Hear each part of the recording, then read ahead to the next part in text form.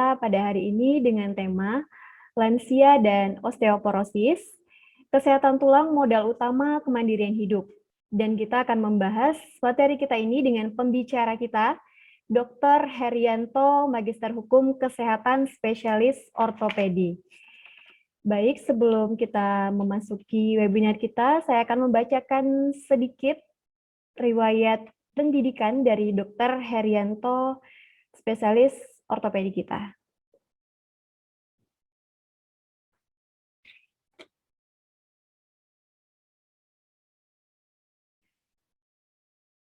Baik, Dr. Herianto Agustriadi Simanjuntak, spesialis ortopedi. Riwayat pendidikan beliau menempuh pendidikan kedokteran di Universitas Kristen Maranatha, Bandung, dan lulus pada tahun 2012. Dan menempuh pendidikan Magister Hukum Kesehatan di Universitas Katolik Sugija Pranoto Semarang, dan lulus pada tahun 2012. Dan menempuh pendidikan spesialis bedah ortopedi di Universitas Udayana Denpasar, dan lulus pada tahun 2020. Dan beliau sekarang praktek di Kota Jambi, ada di 3 rumah sakit. Yang pertama itu ada di Rumah Sakit DKT Dr. Bratanata Jambi, yang kedua itu di Rumah Sakit Bayangkara Jambi, dan ketiga itu di rumah sakit kita sendiri, yaitu Rumah Sakit Santa Teresia Jambi. Beliau praktek pada hari Selasa dan Kamis, jam 9 pagi sampai jam 11 siang. Oke, baik.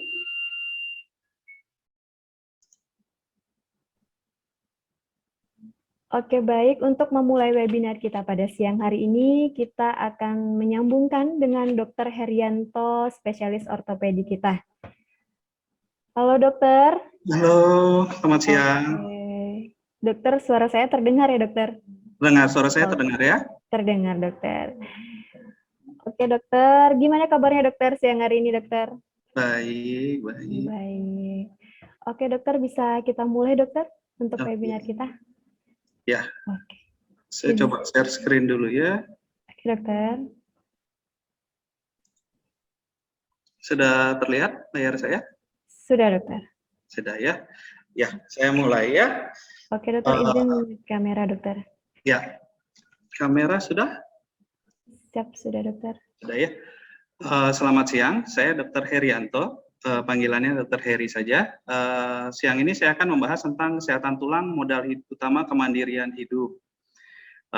Kenapa saya memilih topik ini? Karena banyak sekali orang yang masih belum paham masalah mengenai osteoporosis atau pengeroposan tulang. Banyak dari kita yang nggak tahu bahwa pengeroposan tulang itu merupakan masalah yang luar biasa berat ya untuk di dunia ini. Bukan cuma di Indonesia, bukan cuma di kota besar atau di kota kecil, tapi di dunia. Pada akhir dari pembicaraan saya hari ini, seminar hari ini, harapan saya kita semua dapat mengetahui hal-hal yang akan saya bahas. Yang pertama, mengapa kesehatan tulang itu penting? Lalu apakah yang dimaksud dengan osteoporosis? Bagaimana cara mendiagnosanya? Cara mencegah pengeroposan tulang itu sendiri, dan pencegahan patah tulang. Saya bahas dari yang pertama, osteoporosis itu apa? Osteoporosis ini merupakan penyakit tulang ditandai dengan pengurangan densitas tulang atau tulangnya sendiri. Tulangnya sendiri menjadi, gambarannya menjadi lebih tipis dibandingkan yang dewasa. Nah, osteoporosis merupakan suatu masalah serius di mana 70% dari orang berusia 65 tahun dengan osteoporosis tidak pernah didiagnosis dan tidak tahu terkena osteoporosis. Kapan mereka tahu? Saat mereka terjadi patah tulang. Jadi dalam hal ini untuk usia di atas 50 tahun itu ada 1 dari 3 wanita dan 1 dari 5 pria. Di atas 50 tahun itu mengalami patah tulang akibat osteoporosis.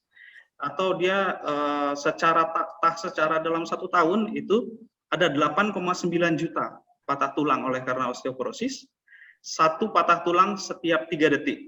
Jadi dalam pembicaraan kita dalam 1 menit itu sendiri ada 20 patah tulang yang terjadi.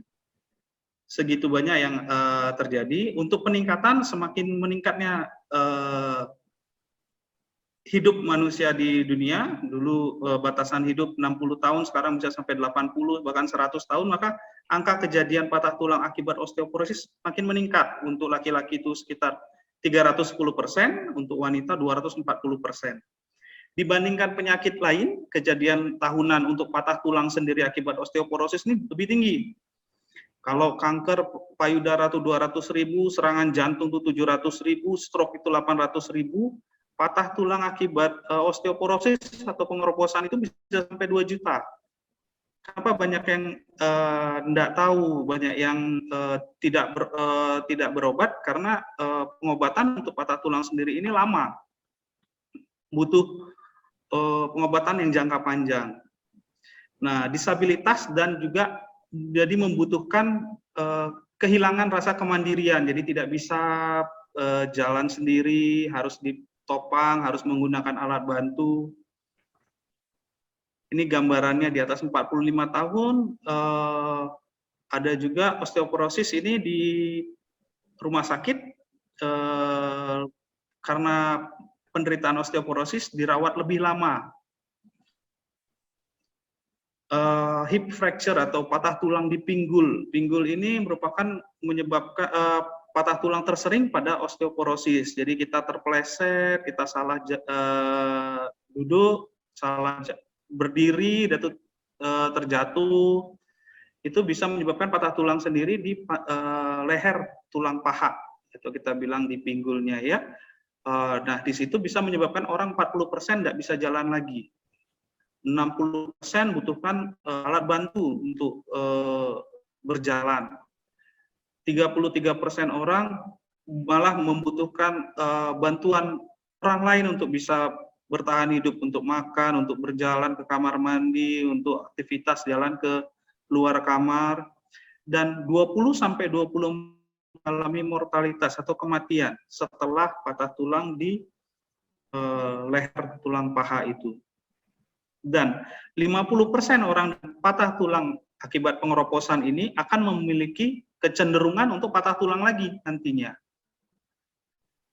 Nah, osteoporosis itu merupakan penyakit. Ini yang saya bilang tadi, bahwa gambaran di dalam tulangnya itu, ini gambaran di dalam tulang kita. Di dalam tulang kita itu bentuknya seperti ini.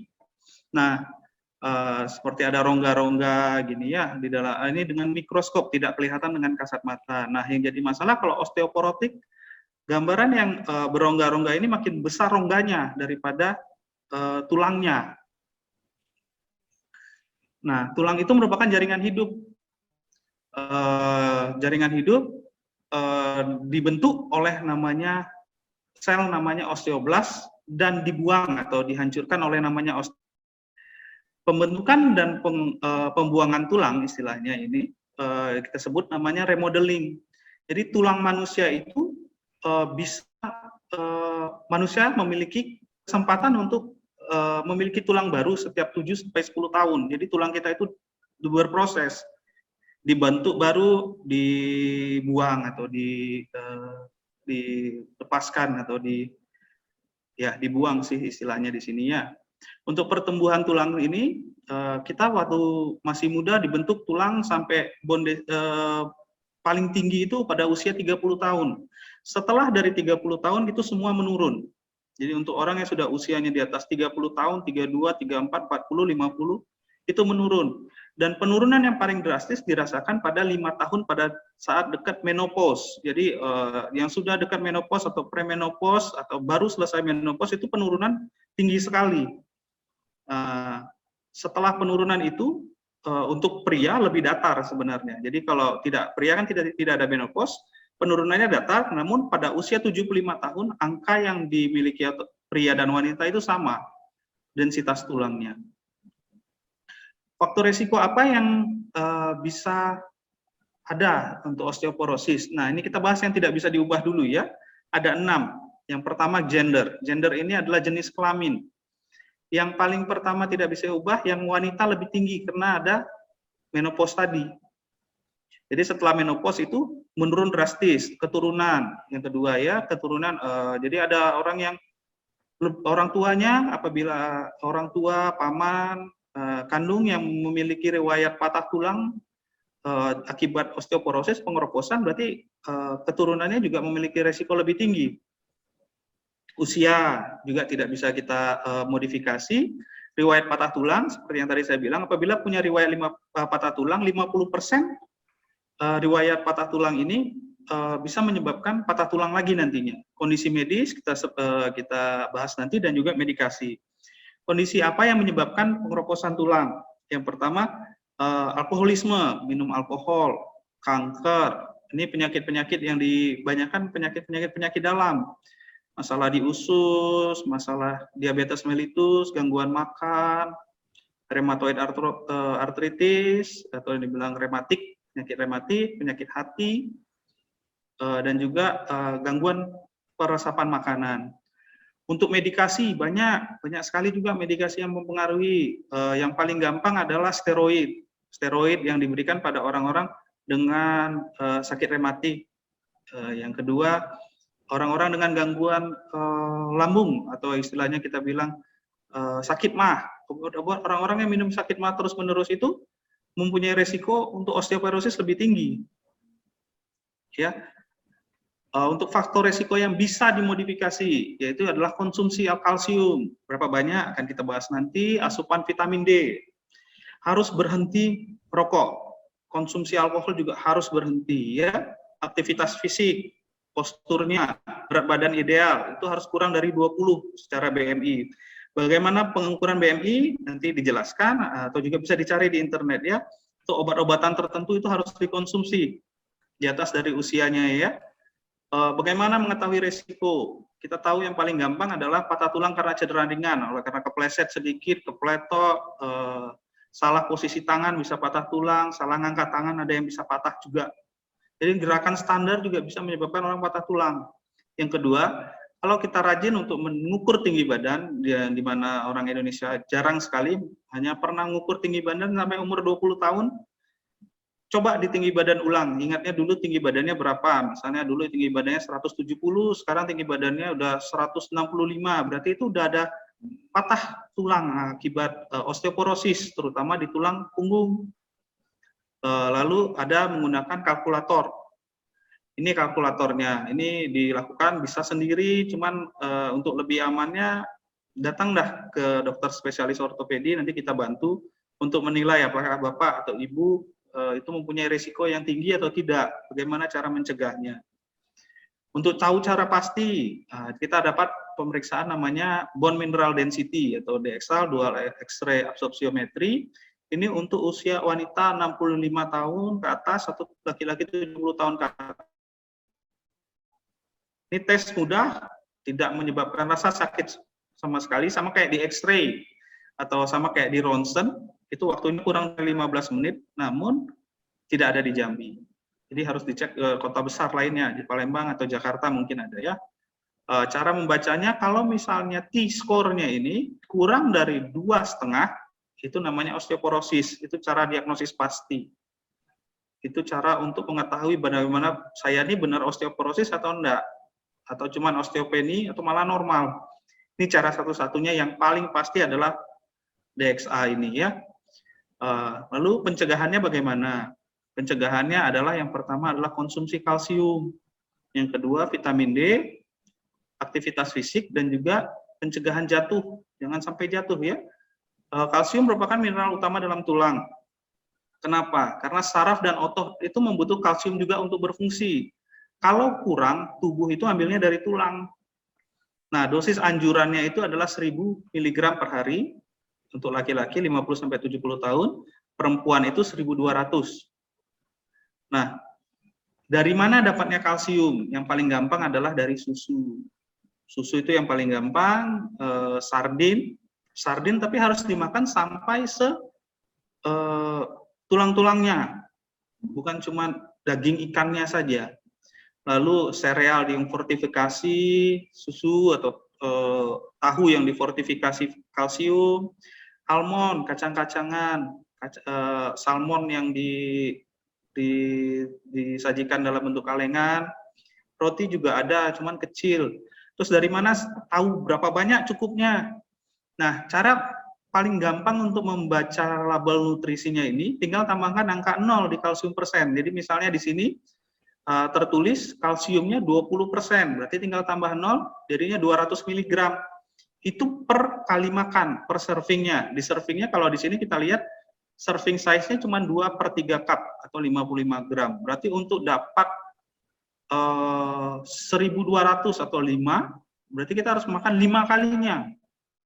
Serving yang diberikan ini. Cuman masalahnya adalah tubuh kita itu hanya bisa mengabsorpsi 500 sampai 600 kalsium sekali makan. Jadi tidak boleh langsung pagi-pagi harus minum susu langsung 2 liter gitu supaya dapat 1000-nya, nggak bisa. Harus dibagi karena maksimal tubuh itu dalam satu kali itu hanya bisa makan 500 mg. Bagaimana cara lain? Kita suplemen.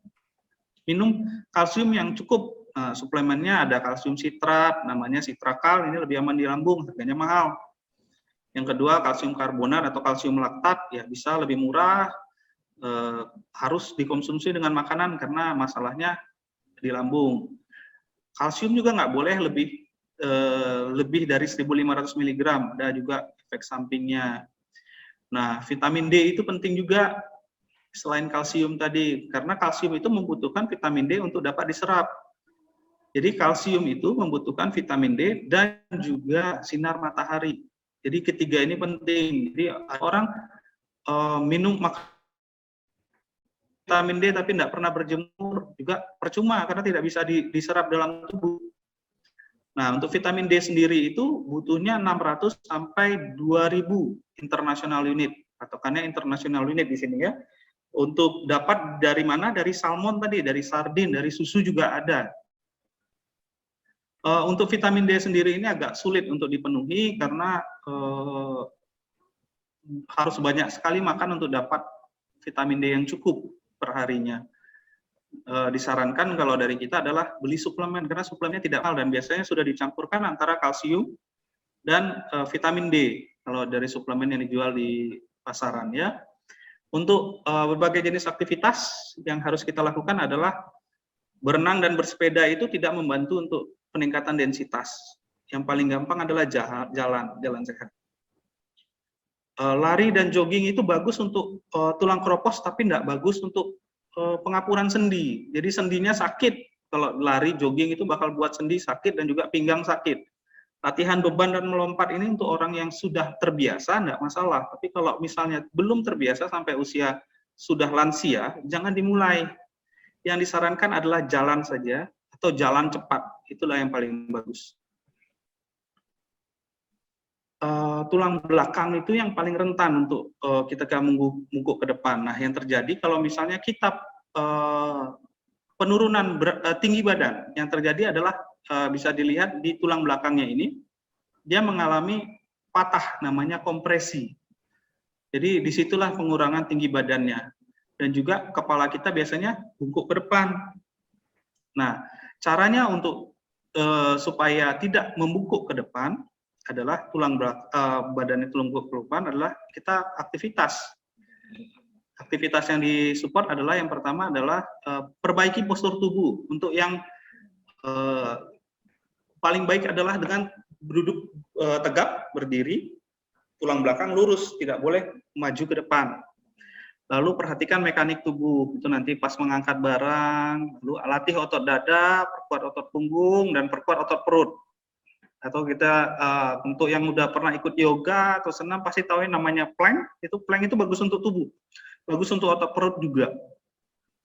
Yang paling baik adalah untuk memperkuat otot punggung itu dengan standing W exercise. Itu bisa kita lihat gambarnya, angkat tangan paralel dengan lantai.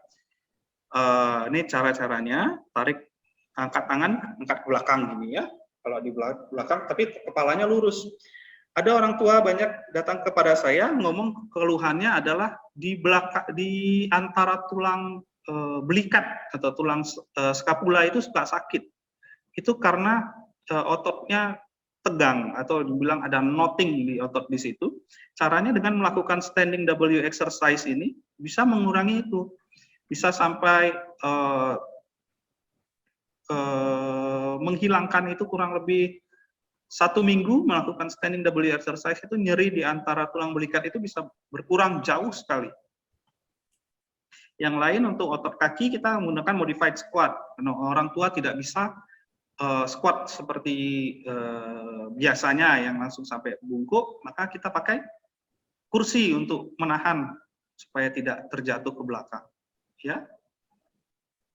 Latihan keseimbangan, kalau kita suka lihat di depan gor gitu, suka ada orang-orang tua latihan tai chi. Nah, ini juga bagus untuk tulang karena dia melatih keseimbangan ya. Kalau melakukan sesuatu ini harus dicegah supaya tidak patah tulang itu dengan melakukan hal-hal seperti ini. Misalnya, kalau mau mengangkat benda berat, ingat lututnya ditekuk. Kalau sikat gigi, punggungnya harus lurus, atau juga kalau misalnya bawa mobil jangan bungkuk ke depan gitu, harus lurus semuanya ya. Punggungnya harus dalam keadaan lurus, itu yang paling bagus. Apabila Bapak atau Ibu memiliki resiko tinggi terhadap patah tulang atau fraktur, maka Anda membutuhkan pengobatan. Kita harus tentukan resikonya apa aja, pilihannya apa aja, dan lakukan apa yang terbaik. Ya. Untuk take home message dari saya adalah konsumsi kalsium dan vitamin D dalam jumlah cukup. Makanan merupakan sumber terbaik, namun kalau misalnya tidak cukup, suplemen juga harus dikonsumsi, tidak terlalu mahal kok. Yang kedua adalah latihan angkat beban dan keseimbangan tiap hari. Ketahui resiko patah tulang, screening, datang ke dokter, berobat, bertanya, atau tanya di sini juga bisa. Ya, ketahui T-score. Nah, untuk T-score ini untuk di Jambi permasalahan karena kita tidak mempunyai. Cuman kalau dari resiko aja, misalnya udah usia 70 tahun, udah nyeri-nyeri badannya, tinggi badan sudah berkurang, itu udah resikonya sudah tinggi untuk terjadinya patah tulang akibat osteoporosis. Maka saran saya minum suplemen, minum kalsium, susu, tambahan vitamin D. Ya, sekian dari saya. Untuk apabila ada yang bertanya. Oke dokter, terima kasih banyak untuk pemaparannya tadi. Baik, kita mulai saja ya dokter. Untuk sudah masuk beberapa pertanyaan di kolom chat kita. Oke.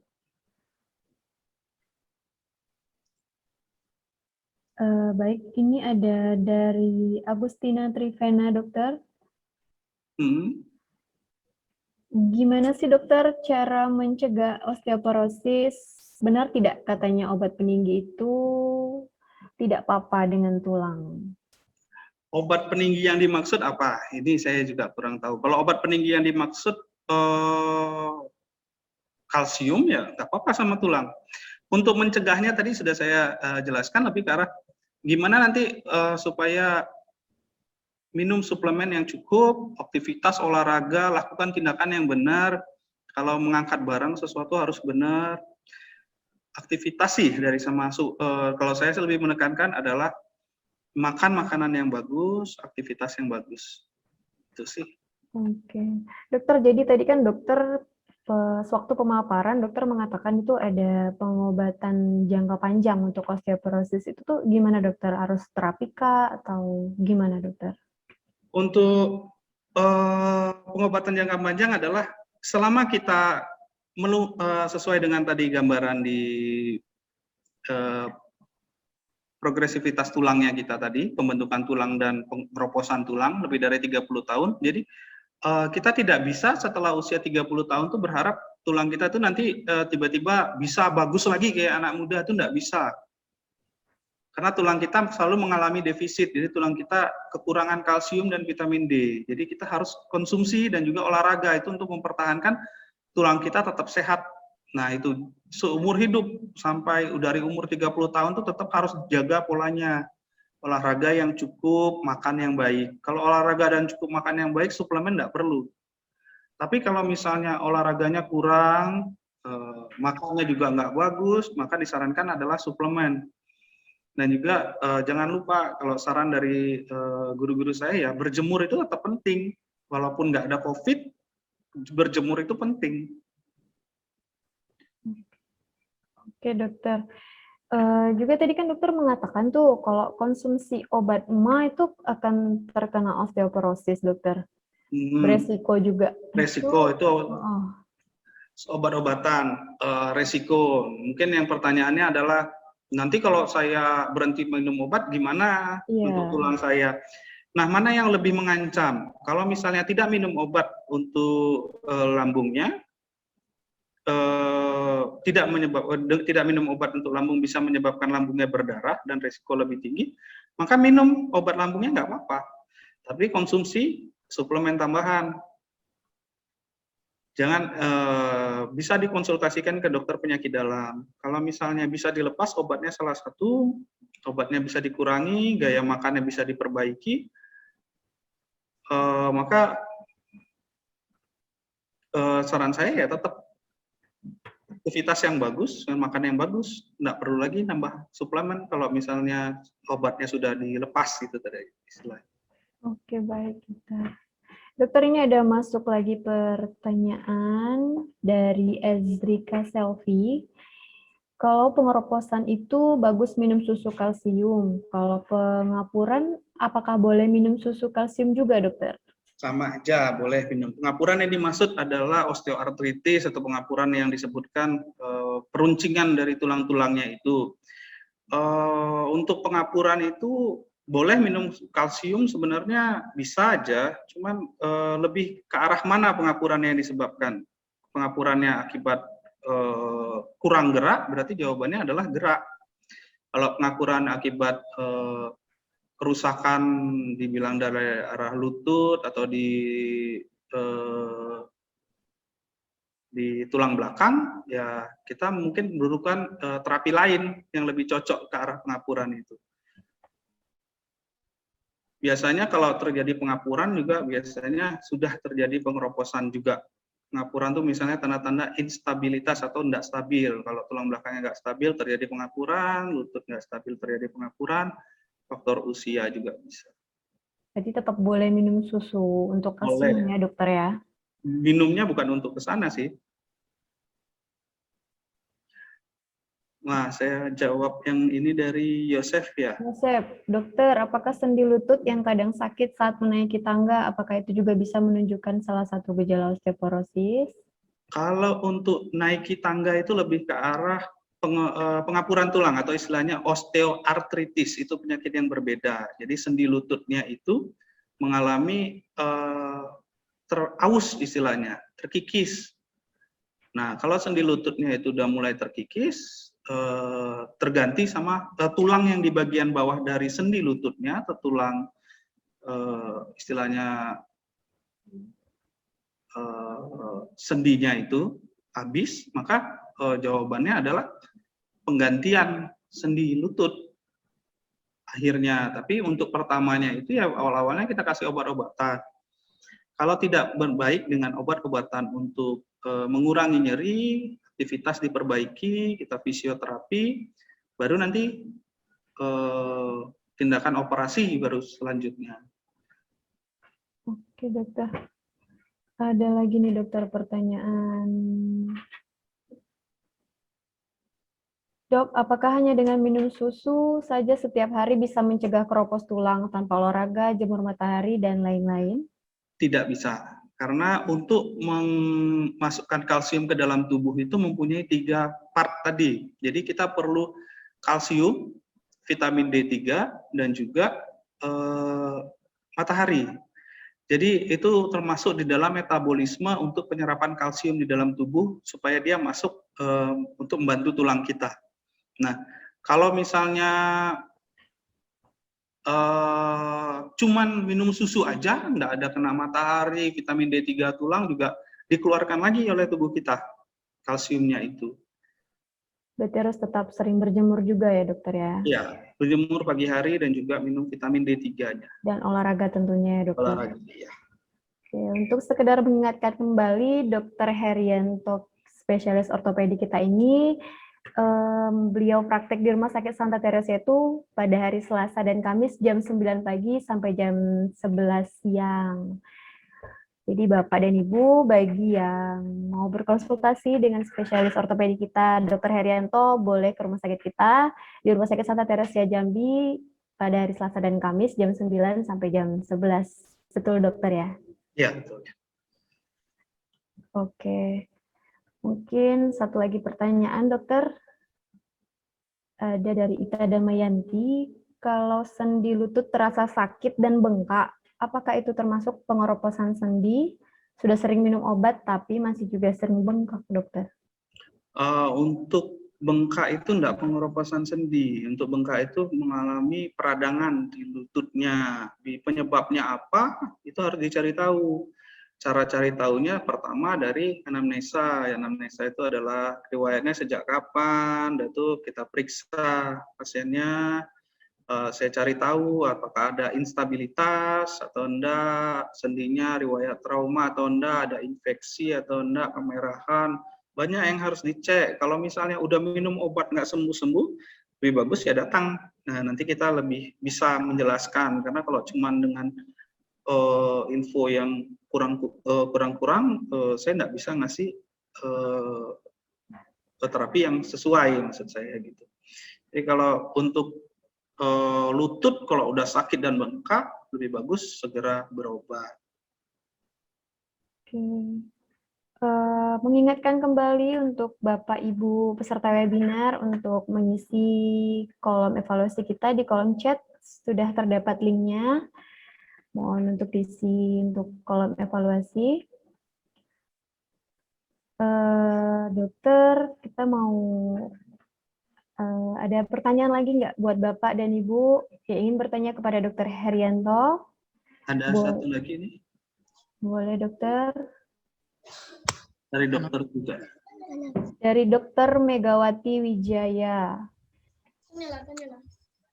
Dokter bertanya, jika wanita 60 tahun nyeri lutut kedua kaki ketika sholat baru 3 bulan ini, apa itu karena osteoartritis atau bagaimana? Hilangkannya, dok, di masa pandemi ini. Terima kasih. Untuk usia di atas udah 60 tahun nyeri lutut kedua kaki, terutama sholat, terutama kalau misalnya baru dari duduk berdiri sakit, naik tangga sakit, itu udah ciri khas ke arah osteoartritis sih. Apalagi kalau riwayat traumanya tidak ada, kelainan cuman di lutut aja yang sakit, sendi-sendi lain nggak ada, sendi-sendi kecil di jari-jari kaki nggak sakit, nggak ada tanda kemerahan, nggak ada tanda-tanda lain, kemungkinan besar lebih ke arah sana. Tapi untuk pastinya ya, ayo kita ronsen dulu, cari tahu riwayatnya bagaimana. Gimana untuk ngilangkannya? Untuk ngilangkannya pertama minum obat, kurangi nyerinya. Kalau sudah ngurangi nyerinya, kita ajak ibunya usia 60 tahun untuk beraktivitas jalan. Biasanya kalau nyeri sudah berkurang bisa jalan. Di aktivitas jalan itu kita ajak supaya mau bergerak lebih banyak. Ya, disarankan adalah 6.000 sampai 10.000, tapi kalau bisa sih 10.000 langkah sehari. Jalan, bukan lari, bukan jogging, bukan loncat-loncat, tapi jalan. Kalau sudah bisa berjalan kurang lebih segitu banyak, 60 tahun, berarti stop di situ. Kalau enggak berkurang di situ, kita fisioterapi. Nanti ada ahlinya sendiri untuk fisioterapi, gerakan apa, tindakan apa. Kalau fisioterapi juga gagal, baru nanti yang kedua kita tindakan penyuntikan, bisa ganti olinya kalau sendinya masih bagus, lalu istilahnya itu ganti oli. Yang kedua sarafnya bisa kita kurangin supaya nyerinya berkurang dan mau bergerak. Yang terakhir adalah ganti sendi, itu operasi.